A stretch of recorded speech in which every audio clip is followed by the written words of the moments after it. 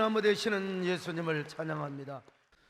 비가 오는데 이렇게 모이신 여러분들을 보면 참 기특하기 그지없습니다. 여러분들도 그렇지만 전도받아서 오는 사람들을 보면 참 비 온데 어떻게 이리 오실까, 저녁내 왜 이렇게 우리는 비가 많이 온지 모르겠어요. 정말 우리가 기도가 부족해서 그런지 이 수재민들을 또 우리가 위로하고 또 돌보아야 할 때가 되었습니다만은, 오늘 또 이게 온라인으로 함께하는 유튜브 성도들 들어갔다 나갔다 하지 마시고 못생겼지만 저희 설교를 한번 잘 들어보시기를 바랍니다. 오늘 잘 알고 있는 얘기죠. 그 현장에서 간음하다가 들킨 여자, 여러분들 어떻게 생각하시겠어요? 당신은 간음을 하다가 현장에서 걸리면 모세 율법에 하면 그냥 바로 돌로 쳐 죽였습니다. 자, 레위기 20장 10절 보실까요? 시작. 누구든지 남의 아내와 간음하는 자, 곧 그의 이웃의 아내와 간음하는 자는 그 간부와 음부를 반드시 죽일지니라. 성경을 또 문자적으로 이렇게 이게 성경에 보니까 간음하면 다 죽이라고 그랬다고 여러분 이러면 큰일 납니다, 여러분요. 자, 그 다음에 또 신명기 22장 22절 같이 봅니다. 시작. 어떤 남자가 유부녀와 동침한 것이 드러나거든 그 동침한 남자와 그 여자를 둘 다 죽여 이스라엘 중에 악을 제할지니라. 근데 오늘 본문에 등장한 여자가 현장에서 간음을 하다가 그냥 들켜버린 거예요. 잡혀왔어요. 남자는 도대체 어디로 튀어버렸는지 세상 말로 여자만 들켜버린 겁니다. 이 남자 못된 놈이요, 아니 같이 죄를 지었으면 같이 죽든지 변명을 해든지 보호를 해줘야 될 거 아니겠습니까? 도대체 이 여자는 왜 간음을 했을까? 따지고 보면은 이 여자라고 까닭없는 간음을 했겠습니까? 사랑에 굶주림이 있었든지, 아니면 남모르는 외로움과 고독 때문이었을지 누가 알겠으면, 아니면은 마음이 없는데 외간 남자가 자꾸 자기를 꼬드겨가지고 어떻게 하다 보니까 자기도 이런 범죄 현장에서 들키게 되었어요. 간음이란 혼자 하는 게 아니요, 상대성이 있는 것입니다. 손바닥도 마주쳐야 소리가 나지 이런다고 소리 나지 않습니다. 그러나 분명한 것은 그 간음은 사랑의 관계는 아니었을 것이다. 사랑의 관계였다면 남자가 왜 도망을 쳤을까? 왜 비겁하게 도망을 갔겠을까?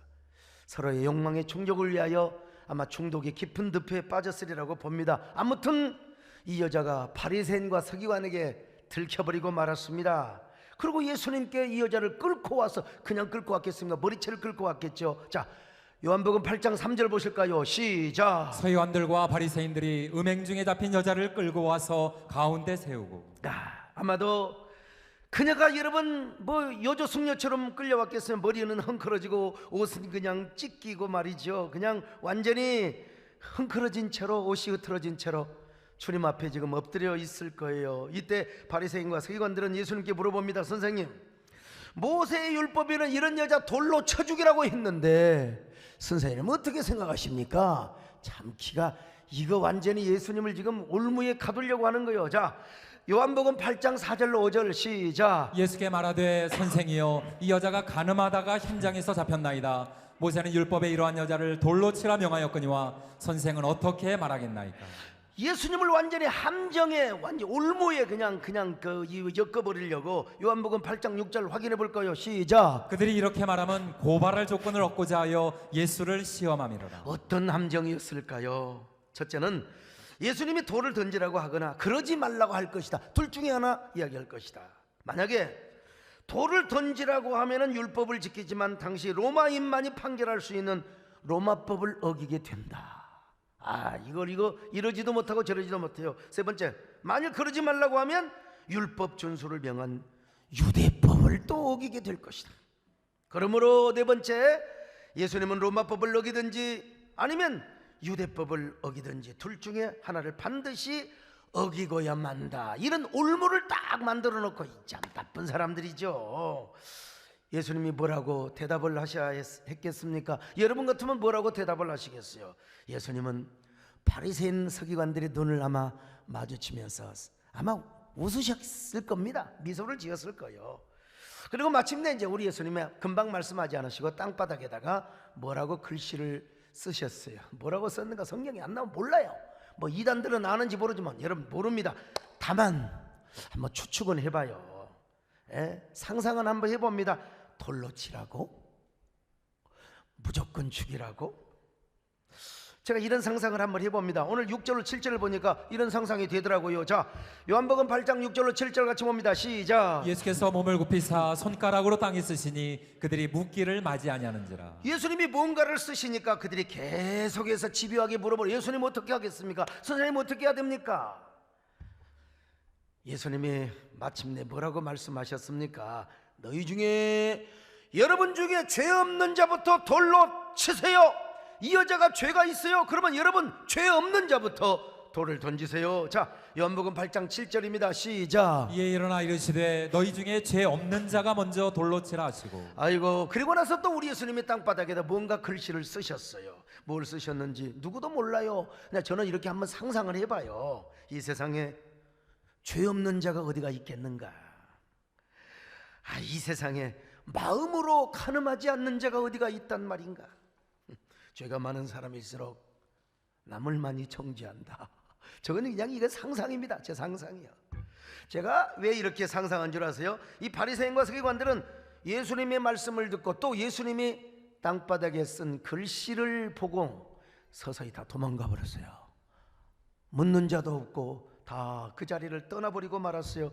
그리고 오직 예수님과 그 여자만 단둘이 서게 됩니다. 자, 요한복음 8장 8절로 9절입니다. 시작. 다시 몸을 굽혀 손가락으로 땅에 쓰시니 그들이 이 말씀을 듣고 양심의 가책을 느껴 어른도 시작하여 젊은이까지 하나씩 하나씩 나가고 오직 예수와 그 가운데 섰는 여자만 남았더라. 이 말씀 앞에 누구나 여러분 우리는 인문학적 질문을 할 수밖에 없어요. 어떤 질문인가? 죄 지은 인간은 어떻게 살아야 하는가? 죄 지은 인간을 어떻게 우리는 바라보고 용서해야 되는가? 그리고 죄를 지을 수밖에 없는 인간의 근원적인 문제를 우리는 어떻게 해결을 해야 되는가? 이런 질문 앞에 우리 예수님은 아주 간단하게 대답을 하셨어요. 야, 죄 없는 자가 먼저 돌로 치면 될 거 아니냐? 이 얼마나 간결하면서도 명쾌한 대답입니까? 오늘 우리는 이런 그 예수님의 해답을 통해서 인간의 근원적인 아픔을 해결하고 모든 인간이 고민하고 질문하는 본질적인 답을 받을 수 있어야 됩니다. 인간에게는 누구나 근원적인 아픔이 있어요. 그리고 누구나 근본적인 의문이 있고 질문이 있으며 번뇌와 반항이 있습니다.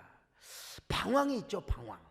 그래서 가수 조용필 씨는 여러분 킬리만자로의 표범이라는 노래에서 고독한 남자의 인생을 이렇게 노래하지 않습니까, 여러분? 바람처럼 왔다가 이슬처럼 갈 순 없을까? 내가 산 흔적을 날 남겨둬야지. 한 줄기 반짝 가뭇 없이 사라져도 빛나는 불꽃으로 타올라야지. 묻지 마라 왜냐고. 왜 그렇게 뭐 이렇게 쭉쭉 나가요. 아무튼 뭐 내가 다 부를 수도 없고요. 남년 장로님 뭐 조용필 씨 노래 부른다고 좀 속상하고 그런 건 아니잖아요. 뭐 훌륭하신 장로님. 아유 참, 고독한 남자의 불타는 영혼을 아는 이 없으면 또 어떠하리, 뭐 이런 식으로 쭉 갑니다. 자, 이런 고독한 남자들이요, 고독한 여자들이요, 인간의 근원적인 아픔을 살아가고 있는 우리 여러분이요, 우리는 이런 문제를 어떻게 해결할 수 있을까요? 첫째, 우리 인간은 다 근원적인 아픔을 갖고 있다는 사실을 알아야 돼요. 그리고 그 아픔을 해결하고 살아야 돼. 뭘로 살아? 예수 그리스도 안에서 복음으로 해결을 받아야 되는 겁니다. 어떠한 이데올로기, 어떠한 이념 다 지나가는 거예요. 예수 그리스도의 진리만이 영원함을 믿으시기를 바랍니다. 예수님파. 인간이 살아가면서 인간이 해결할 수 없는 고통과 질병을 만나면 인간은 반드시 세 가지 질문을 하게 되어 있어요. 첫째, 하나님이 존재하는가? 고 이병철 회장님도 돌아가시기 전에 신은 존재하는가? 그걸 저한테 물어보셨어야죠. 그때 저 뭐 신학생이었지만. 둘째, 하나님은 나를 사랑하시는가? 셋째, 그 하나님은 과연 전지전능하신가? 여러분, 인문학은 대답을 못 해줘요. 인문학은. 그래서 금세기 최고의 인문학자인 이어령 박사님도 인간의 한계 상황에 이르렀을 때 인문학적 답을 얻지 못하셨어요. 그분의 필력과 언변을 누가 당해낼 수 있겠습니까? 그는 원래 무신론자였습니다. 그런데 그의 따님이 예수를 믿었어요. 그 따님은 아버지를 전도하려고 얼마나 노력을 했겠습니까? 미국에서 국제전화하시면서 아빠 예수 믿어요. 근데 그렇게 안 믿으시다가요, 그분의 따님이 암에 걸리게 되었고 실명을 당할 위기에 놓였습니다. 그러자 당대의 최고 인문학자가 생전 처음으로 미국의 하와이 작은 교회를 찾으셨어요. 자신도 모르게 땅바닥에 엎드려 눈물로 기도합니다. 하나님, 당신이 만드신 아름다운 세상을 보는 기적을 저의 딸에게 거두어 가지 마십시오. 기도도 인문학적으로 하세요. 하나님은 저에게 글을 쓰는 것과 말하는 능력을 주셨습니다. 제 딸이 실명하지 않고 앞을 보게 해주신다면 제가 받은 재능과 탤런트로 당신께서 이루고자 하시는 일에 쓰실 수 있도록 나의 재능을 송두리 채바치겠습니다. 그 최고의 인문학자, 무신론자가 평생 믿지도 않았던 낯선 하나님께 엎드려 자기도 모르게 이런 약속을 해버립니다. 천하의 인문학자도 여러분, 자식을 사랑하는 부모의 본능이 그렇게 만들었습니다. 이 얼마나 아름다운 모습입니까? 사랑하는 따님을 위해서 이 시대 최고의 인문학자가 하나님 앞에 무릎을 꿇었으니 말입니다. 사실 우리 교회 송양숙 집사님의 아버지도, 송 집사님이 그 기용이 왔을 때 새벽에 나와서 생전 처음으로 하나님께 무릎을 꿇고 막 엉엉 울었대요. 저는 이런 부모님들의 모습이 참 아름답습니다. 자녀를 위한. 그럴 때 무슨 찬송이 생각이 납니까? 고통의 멍에 벗으려고 예수께 나옵니다. 여러분, 인생을 살아가면서요, 그냥 단순하게 어려움 당하면 그냥 두 손 들고 그렇게 이런 찬송을 부르세요. 그냥요. 고통의 멍에 벗으려 예수께로 나옵니다. 자유와 기쁨 베푸시 주께로 옵니다. 병든 내 몸이 괜찮아고 빈궁한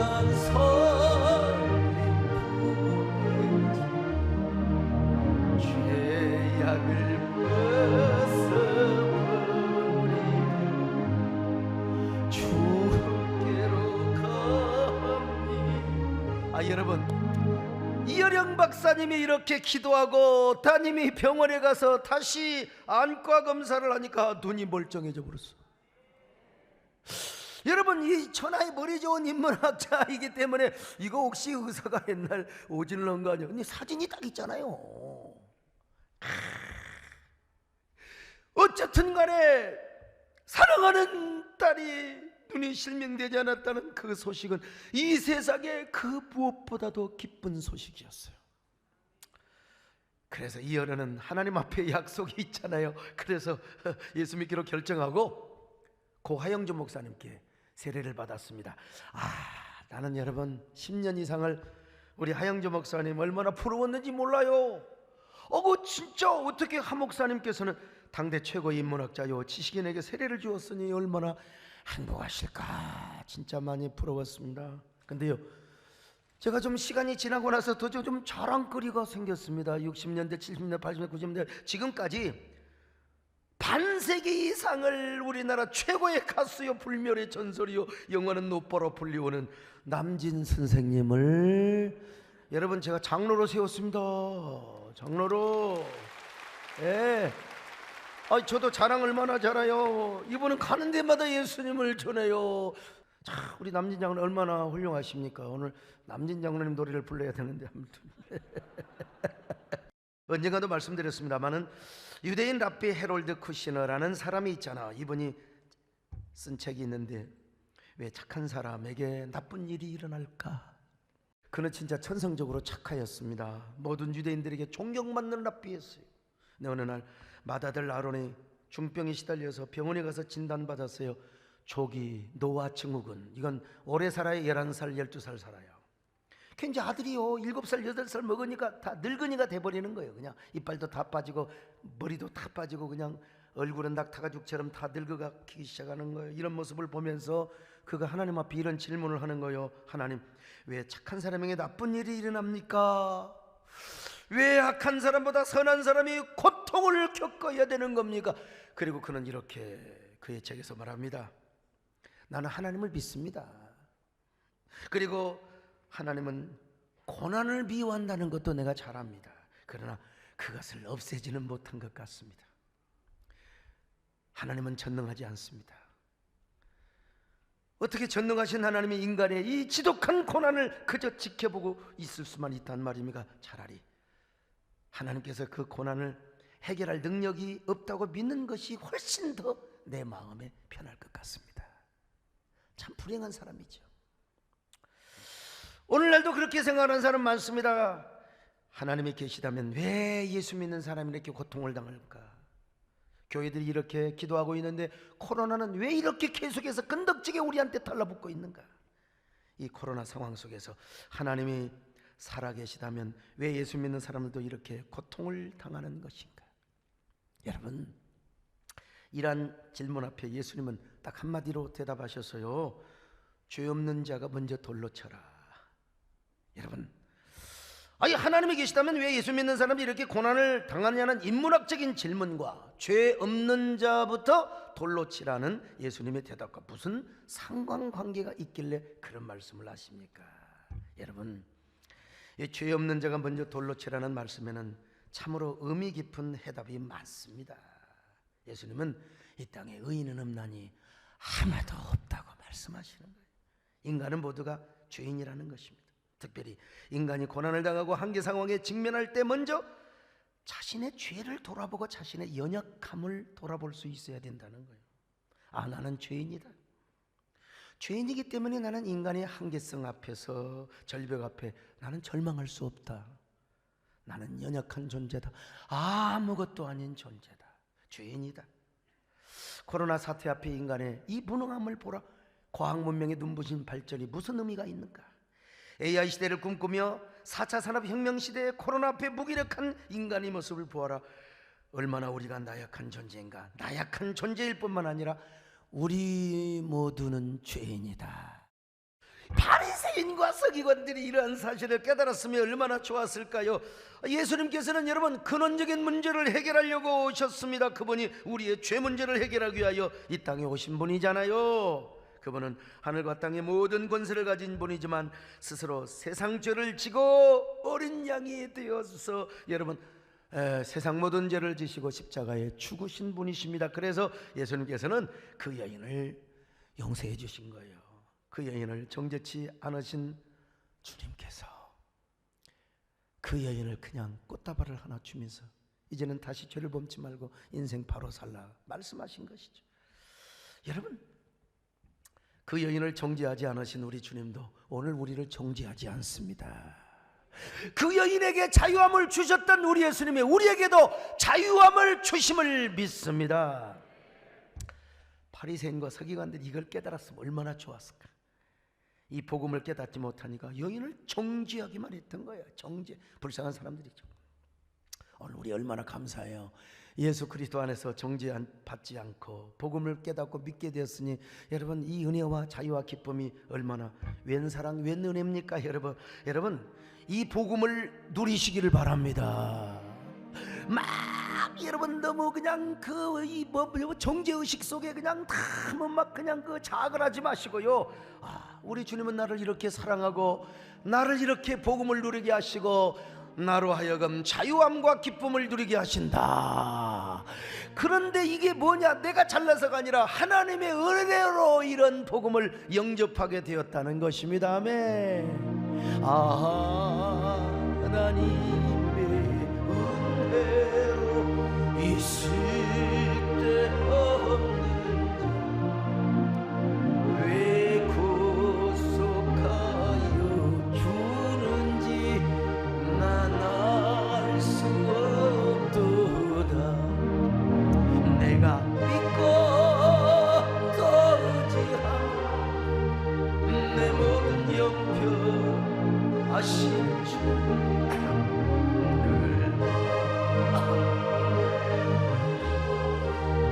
나는 확실히 아네.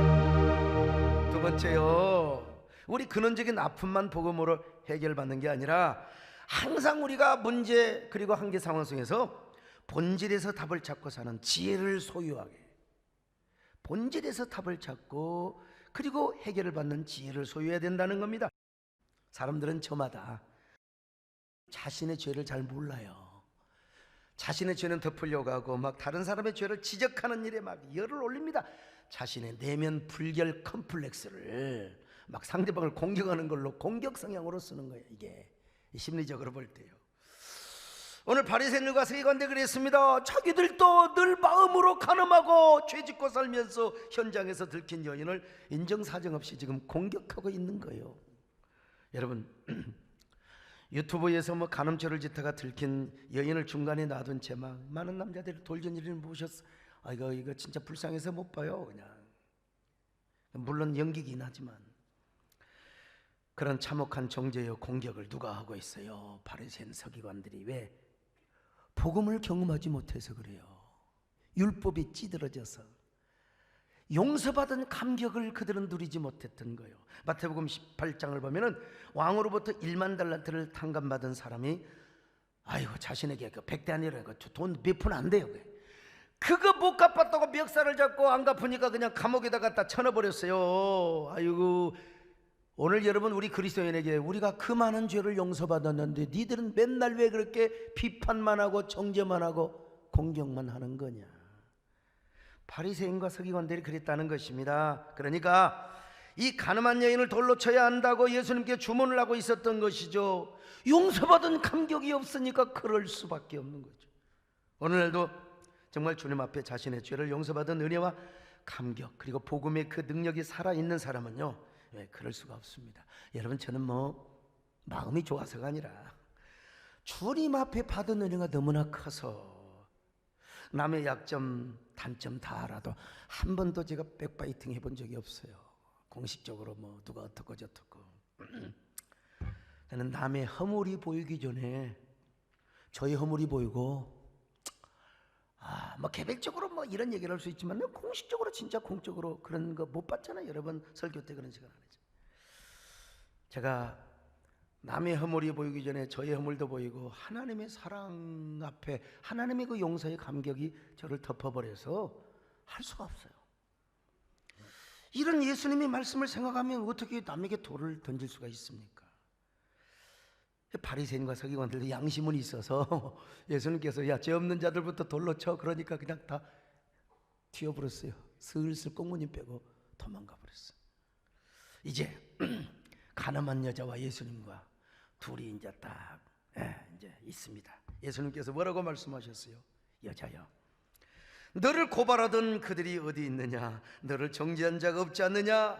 나도 너를 정죄하지 아니하노니 가서 다시는 죄를 범하지 마라. 요한복음 8장 10절로 11절입니다. 시작. 예수께서 일어나사 여자 외에 아무도 없는 곳을 보시고 이르시되 여자여, 너를 고발하던 그들이 어디 있느냐? 너를 정죄한 자가 없느냐? 대답하되 주여 없나이다. 예수께서 이르시되 나도 너를 정죄하지 아니하노니 가서 다시는 죄를 범하지 말라 하시니라. 바리새인도 이 여자를 정죄할 수 없었어요. 이제는 예수님도 그녀를 정죄하지 않았습니다. 그 여자는 예수님 앞에 흐느껴 울고 있었을 것입니다. 그녀는 예수님의 얼굴을 차마 볼 수 없었어요. 머리가 헝클어진 채 주님의 발을 붙잡고 울고 있었습니다. 그런 여인의 모습을 보고 예수님은 여인의 그 연약함, 그리고 어쩔 수 없이 그렇게 죄를 지을 수밖에 없었던 그녀를 동정 어린 눈빛으로 바라보셨을 거예요. 그래서 예수님은 그녀를 정죄하지 않으시고 그녀의 모든 허물을 그냥 덮어주셨습니다. 성경에 사랑은 허다한 죄를 덮는다고, 얼마나 위대한 사랑이고 얼마나 위대한 복음입니까? 예수님은 그런 말씀을 하실 만한 자격이 있어요. 왜? 그 여자를 위해서 십자가에 앞으로 죽으실 분이거든요. 그리고 실제로 우리를 위해 십자가에 죽으셨어요. 오늘날도 정말 지혜롭고 복받을 사람은 먼저 남부터 정죄하지 않습니다.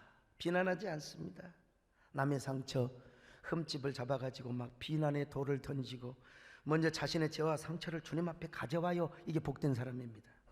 그렇게 할 때 주님께서 우리의 죄와 상처를 꽃으로 바꾸어 주신다는 사실을 알거든요. 저는 오늘 본문을 생각합니다. 아주 옛날에 제가 이런 시를 썼어요. 꽃으로 만나 갈대로 헤어지다에 이미 나온 시입니다. 한번 들어보세요. 너의 상처를 내게로 가져오면 꽃이 되고, 너의 눈물을 내게로 가져오면 진주가 되고, 너의 한숨을 내게로 가져오면 노래가 되리니 아무리 힘들어도 너를 버리지 마라. 피투성이가 되었더라도 너를 끌어안고 내게로 오라. 세상이 너를 버렸을지라도 나는 너를 꽃처럼 껴안고 이 추운 밤을 지나 봄날의 아침을 맞으리니. 대단한 시간이지만 근데 이 시를 읽으면 예수님의 가슴이 느껴지고 예수님의 따뜻함이 느껴진단 말이죠. 지난주 3부 예배 때 박지원 국정원장님이 저희 교회를 오셨어요. 제가 원고도 없었는데 그냥 즉흥 애드리브를 하는 것이 좀 많은 사람들에게 비판의 대상이 되고 있습니다만, 저도 그 부분만 딱 집어넣고 보니까 좀 나도 좀 멋쓰거다 이런 느낌을 가졌습니다.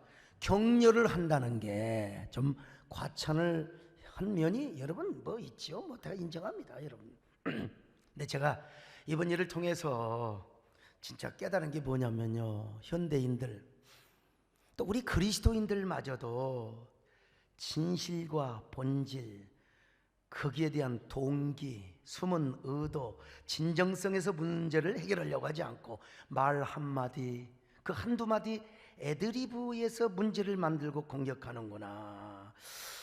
심지어 어떤 분은요, 야, 소강석이 정체가 드러났다. 내가 여러분 간첩입니까? 정체가 드러나기에 제가 목사지요.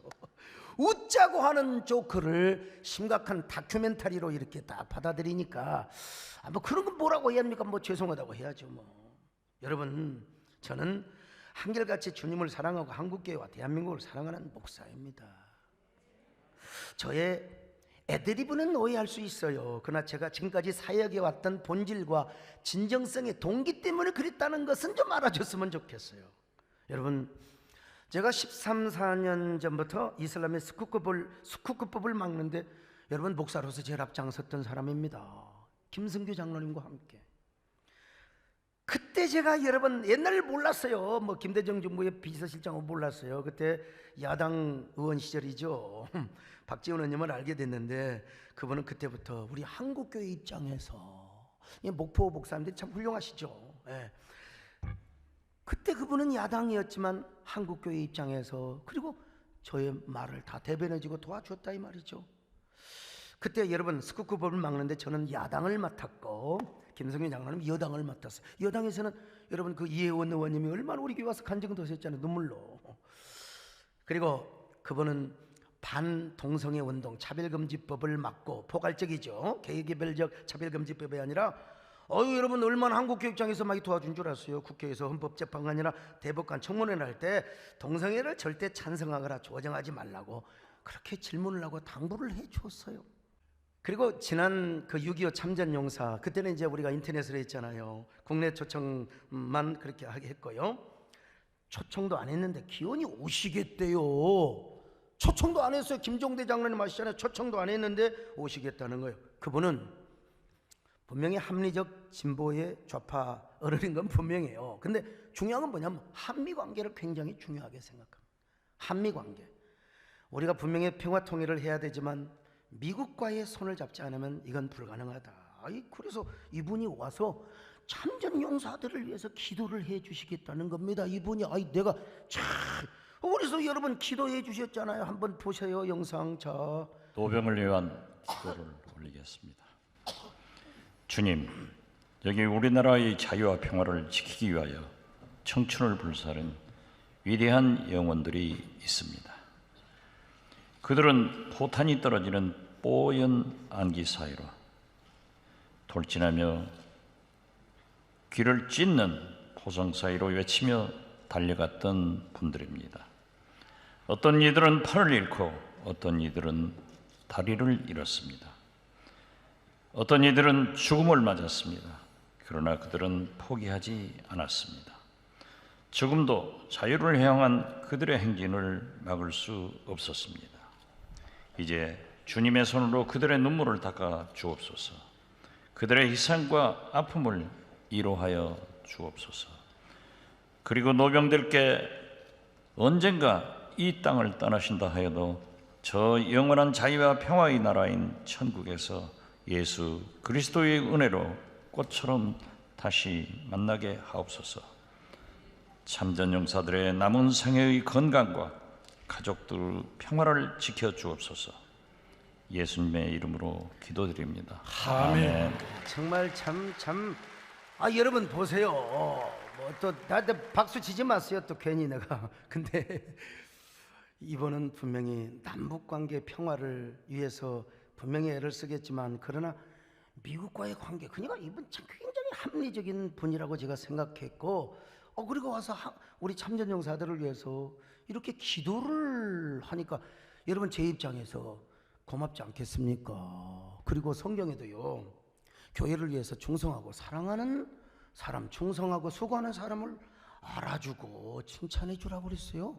예. 자, 고린도 전서 16장 18절 봅니다. 시작. 그들이 나와 너의 마음을 시원하게 하였으니 그러므로 너희는 이런 사람들을 알아주라. 그러니까 제가 뭐 이분을 뭐 소개하고 칭찬하고 이 본질은 아니고, 거기에 제가 좀 과했다면 뭐 제가 그거 다 비판 받지요. 예, 그 애드리브는요. 예. 근데 내가 언제 여러분 점쟁이가 된다고 했습니까? 내가 그만큼 제가 좀 쪽집게처럼 격려할 때 분명히 나라와 민족을 위해 쓰임 받을 것이라고. 여러분 우리 인간 사이에 그런 얘기도 못합니까? 그런데 실제로 제가 볼 때 정말 좌파 중에 좌파요, 너무 심각한 분이 국정원장이 된다는 얘기를 들을 때 저는 진짜 겁났습니다. 그런데 갑자기 이렇게 딱 돼버리니까, 야, 이거 내가 진짜 내 말대로 어떻게 이렇게 돼버릴 수가 있냐, 저도 막 기이했지요. 그래서 친화력이 있다 보니까 제가 인간적으로 좀 극찬을 한 부분이 있을지는 모르겠는데, 저는 분명하게 진영 논리 마인드로 하는 게 아니라 교회 세움의 마인드로 이런 얘기를 했다는 사실입니다. 여러분, 한국말에는요, 말이 있고 말귀가 있습니다. 이게 말귀로 알아먹지 못하고 그냥 그 단어 하나만 조합을 해버리면, 아이고 어떻게 여러분 우리가 얼마나 초갈등 사회를 이룹니까? 참 저는요 어떤 그 존경하는, 제가 진짜 존경하는 분이요, 근데 그분이 저한테 이렇게 또 문자가 왔어요. 목사님, 뭘 잘못을 했길래 그렇게 막 아부를 떠십니까? 그래요. 그래서 아부는 내가 왜 떨어? 그분이 나한테 아부를 떨어야죠. 그분이 나한테 기도를 받으셔야죠. 사실은 여러분 또 어떤 사람 그래요. 어떤 교회는 가면 뭐 정치 들어오면 전혀 소개도 안 오고, 나도 그런 목사님 부럽습니다. 저도 그렇게 하고 싶어요. 근데 저는 빚진 목사입니다. 이런 일 저런 일을 하다 보니까 빚을 많이 지어서 제가 빚진 자 오면 따뜻하게 환대해야죠. 뭐 그분은 그분이고 또 하나님은 저는 저대로 쓰시는 것이고, 그래서 이 시간까지 우리 한국교회 생태계 공적 사역을 해온 것이 아닙니까? 그렇다고 제가 변명하는 게 아니고요, 제 애드리브가 문제가 되었다면 뭐 100번 제가 사죄하고 사과합니다. 여러분 가운데 혹시 또 상처받는 분 있으면 여러분, 우리 목사님 앞으로도 좀 신중하게 해주세요. 얼마든지 제가 받습니다. 저는 우리 김민호 집사님 저한테 뭐 야단 칠 줄 알았더니 어디 문자를 기다렸는데 저 야단을 안 맞았습니다. 감사합니다. 아무튼요, 마음을 하신 줄로 알고요. 여러분, 한국교회를 지키고 세우는 방법은 다양합니다. 저도 한때는요, 대한문 앞에서 반동성애 메시지를 어떻게 외치고 퍼레이드도, 그리고요 한 번은 서울역 앞에서 반동성애 국제 대회를 했는데 아마 거의 다 우리가 다 돈 다 됐을 거예요, 초청하고. 그런데 이렇게 하는 방법도 있고요, 또 이렇게 해야 될 때는 이렇게 하고요. 제가 종교인 과세를 처리하면서 경험해 보니까, 무조건 이게 시위만 하는 것만 되는 것은 또 아니구나, 이걸 깨달았어요. 특별히 지난 정권입니다. 종교소득과세. 이게 종교소득과세는 교회에서 모든 뭡니까? 하여튼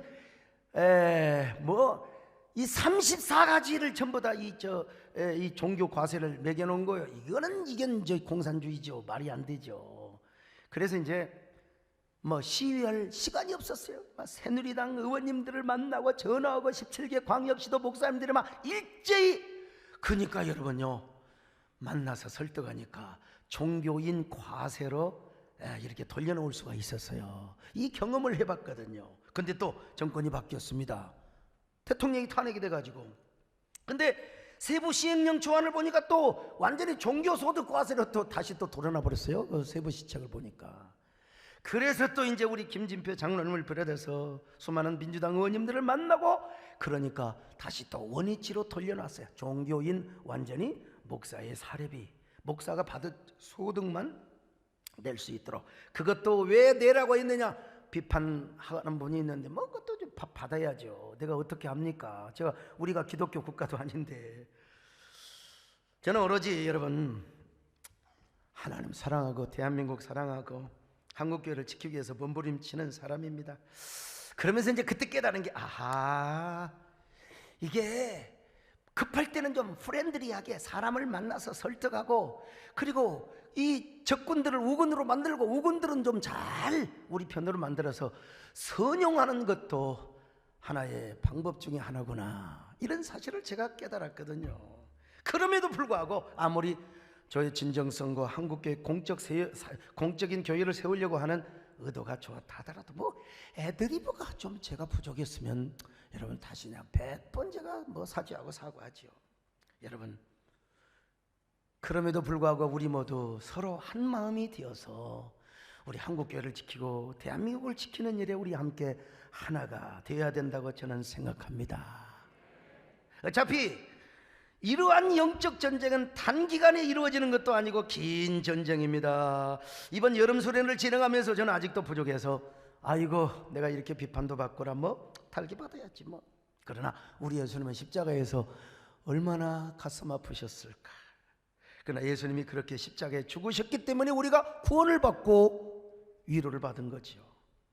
예수님은 가늠하는 여인을 정죄하지 않으셨어요.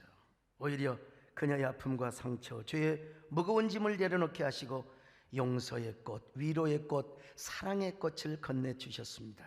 그런데 예수님은 중요한 게 꽃다발만 전해주는 게 아니에요. 이제는 가서 다시는 죄를 범하지 말라고 말씀하신 거예요. 이게 더 중요한 겁니다. 자, 요한복음 8장 11절입니다. 시작. 예수께서 이르시되 나도 너를 정죄하지 아니하노니 가서 다시는 죄를 범하지 말라 하시니라. 보세요, 예수님은 죄를 용서해 주시되 다시는 죄를 범하지 말라고 하셨습니다.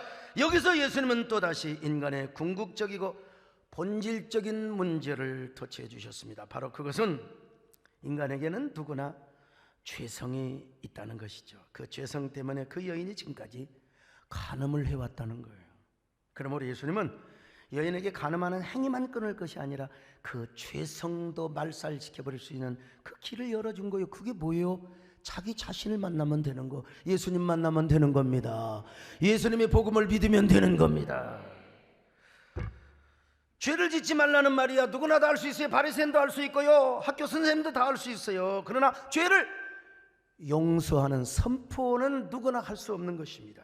그러므로 여기서 죄를 범치 말라는 말씀은 죄를 반복하지 말라는 의미도 있지만 그녀 속에 있는 죄성의 욕구를 끊어버리라는 것입니다. 왜냐하면 예수님을 믿는 자에게는 그 죄성의 욕구를 말살시켜 버릴 수 있는, 그 죄를 이길 수 있는 능력이 있거든요. 여러분, 우리 은혜 받으면 뭐 죄가 보이던가요? 하나님의 말씀이 풍성하고 생명의 성령의 법, 생명나무를 선택하면 여러분 우리 안에 그냥 은혜가 철철면 뭐 여러분 죄 짓고 싶은 마음이 들던가요? 예. 우리가 은혜가 떨어지니까 세상이 아름답게 보이고 죄가 아름답게 보이는 거죠. 사랑이 넘치면 어떻게 남을 정죄하고 맨날 그렇게 살아갑니까? 예수님을 믿고 예수님을 생의 원리로 삼으며 삶의 법칙에 예수님이 되게 하면 우리 모든 거 다 이길 수 있습니다. 그리고 죄로부터 자유하고 아무리 어렵고 한계 상황, 절망의 상황에서도 우리는 자유할 수 있어요. 예수님 뭐라고 말씀하셨어요? 진리를 알지니 진리가 너희를 자유케 하리라. 자, 요한복음 8장 32절입니다. 시작. 진리를 알지니 진리가 너희를 자유롭게 하리라. 여기서 진리는 예수님을 말합니다. 예수님. 우리 예수님께서는 1945년 8월 15일 하나님의 은혜로, 그리고 독립운동가들의 그 피눈물, 그 노력의 결과로 우리에게 자유와 해방을 주셨습니다. 이 민족의 자유와 그리고 해방을 주신 우리 하나님을 찬양합니다. 동시에 우리 예수 믿는 사람들에게 죄에서 자유, 여러분 죄에서 자유를 얻게 하면 오직 그리스도의 보혈의 능력밖에 없습니다. 자, 그래서 요한복음 8장 36절 보세요. 시작. 그러므로 아들이 너희를 자유롭게 하면 너희가 참으로 자유로우리라. 우리 예수님이 자유롭게 하면 자유하는 것입니다. 이걸 지금 여인에게 말씀하신 거예요. 바리새인들은 이걸 받지를 못하는 거예요. 오늘 여러분, 그래서 우리는 어려움을 만나고 역경을 만날 때도 본질에서 승리할 수 있는 지혜를 얻으면 되는 겁니다. 본질, 어떤 것에도 어떤 사건을 보더라도 그 껍데기, 말, 그것 보지 마시고 동기를 보시고, 그리고 진정성을 보시고, 그리고 진심을 보시고 본질을 볼 수 있기를 바랍니다. 여러분 모두 죄를 이기시기를 바랍니다. 주님의 보혈의 능력으로 본질에서 언제나 자유함을 얻고 그렇게 살 수 있는 지혜를 얻으시기를 바랍니다. 그럴 때 여러분 진정으로 승리하는 삶을 살 수 있습니다. 여러분 모두 이런 성도들이 되시기를 축원합니다.